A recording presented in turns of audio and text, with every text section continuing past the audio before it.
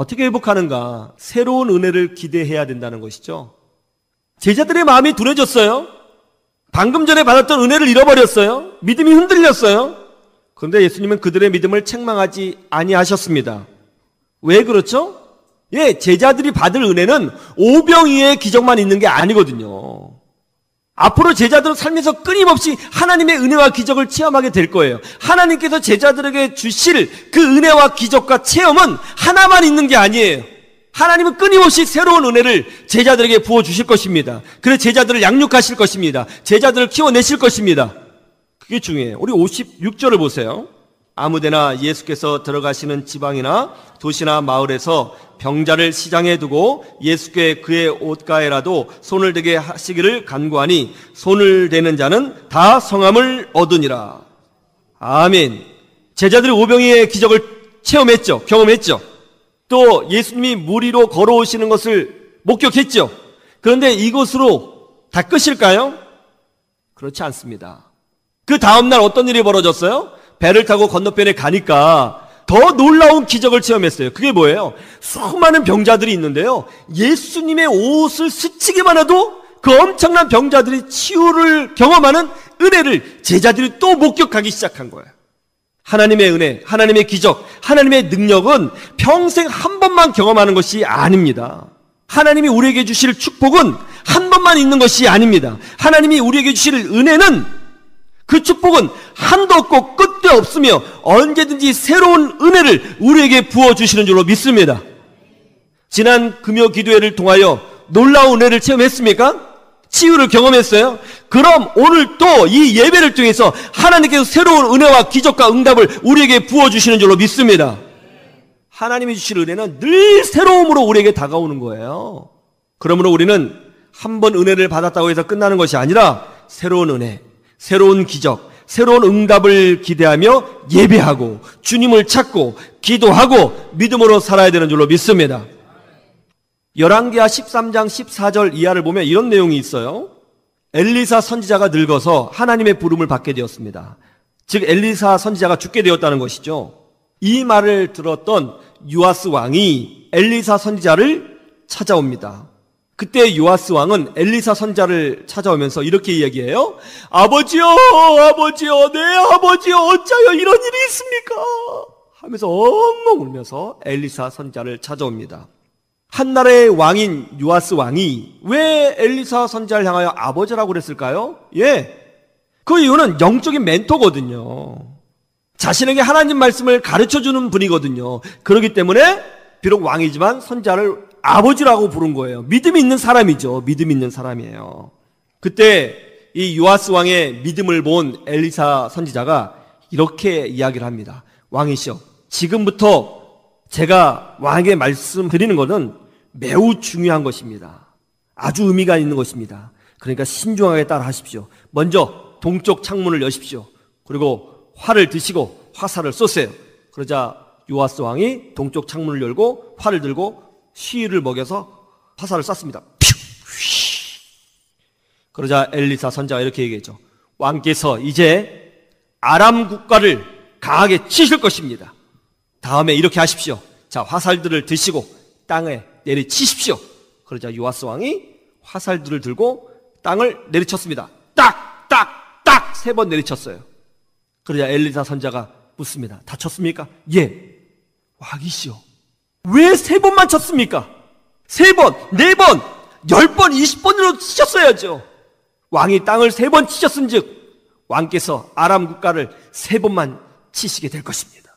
만약 6번, 10번 이상 쳤다면 아람 국가를 완전히 무찌르고 승리하실 수 있었을 텐데 어쩔 수 없습니다.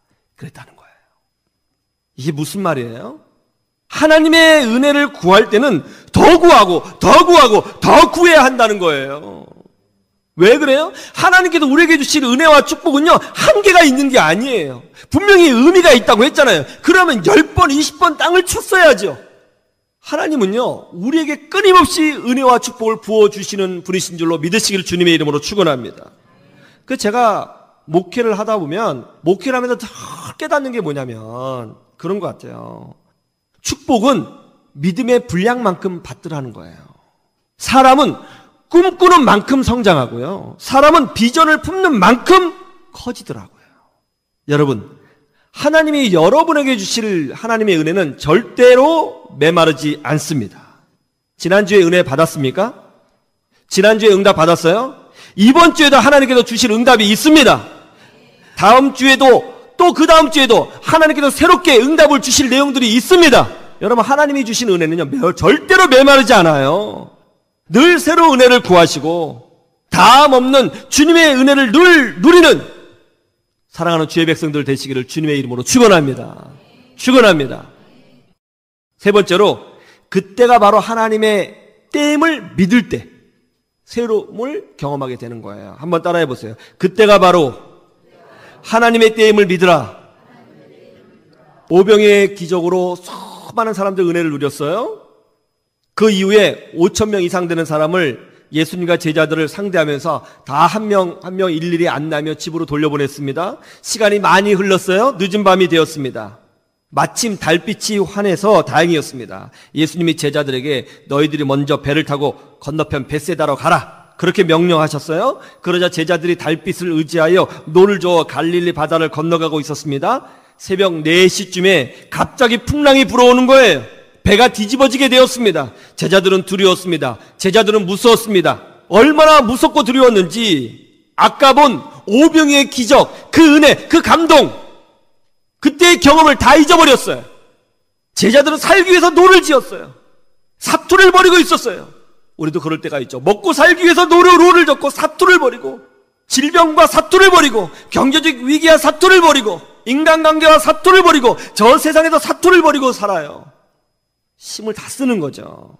이렇게 제자들이 사투를 벌이고 있었을 때 우리 예수님은 뭐하고 계셨을까요? 한번 볼까요? 46절을 보세요. 무리를 작별하신 후에 기도하러 산으로 가시니라. 예수님 뭐 하셨어요? 어디로 가셨어요? 산으로 가셨어요. 제자들을 보내신 후에 예수님은 기도하러 산에 올라가셨어요. 그런데 예수님은 기도만 하고 계셨을까요? 놀라운 말씀이 있습니다. 48절을 보세요. 제가 볼게요. 바람이 거스름으로 제자들이 심겹게 노 젓는 것을 보시고 밤 사경쯤에 바다 위로 걸어서 그들에게 오사 지나가려고 하시매.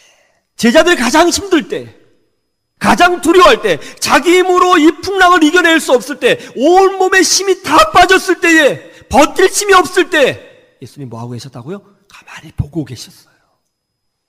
보고 계셨어요. 언제까지요? 제자들이 힘을 다 뺄 때까지, 자기 힘을 다 뺄 때까지 예수님 의도적으로 가만히 보고 계셨어요. 그리고 제자들이 자기 힘으로 어떻게 할 수 없을 그때에 예수님이 급하게 내려오셔서 무리를 걸어 제자들을 찾아오신 거예요. 우리가 세상과 사투를 벌일 때에, 고난에 빠질 때, 힘들 때 그런 질문 많이 하죠. 하나님 어디 계세요? 저 보고 계시는 거예요? 어디 계시는 거예요 도대체? 제가 기도했잖아요. 어디 계세요 하나님? 그런데 성경에 보니까 보고 계시더라는 거예요. 보고 계셨다고요. 언제까지? 자기 힘이 다 빠질 때까지 보고 계셨다는 거예요. 그리고 무리를 걸어서 우리에게 달려오신다는 거예요. 옛날에 열정이 다 식었어요? 이전의 은혜가 다 메마른 것처럼 느껴지십니까? 옛날에는 정말 교회 열심히 다니고 문학의 밤도 하고 찬양도 하고 기도도 하고 기도원도 쫓아다녔는데 이제는 그런 열정 없어요? 옛날에는 하나님만 생각하면 그렇게 눈물이 흘렀는데 이제는 그런 열정이 없습니까? 온몸에 힘이 다 빠졌어요? 지쳤어요? 일어날 힘이 없어요? 그런데 바로 그때가 하나님께서 일하실 때예요.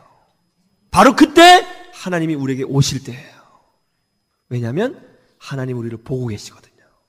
하나님의 은혜와 축복은요, 기다리고 기대하는 자에게만 주시는 거예요. 빌 게이더라고 하는 음악가가 있습니다.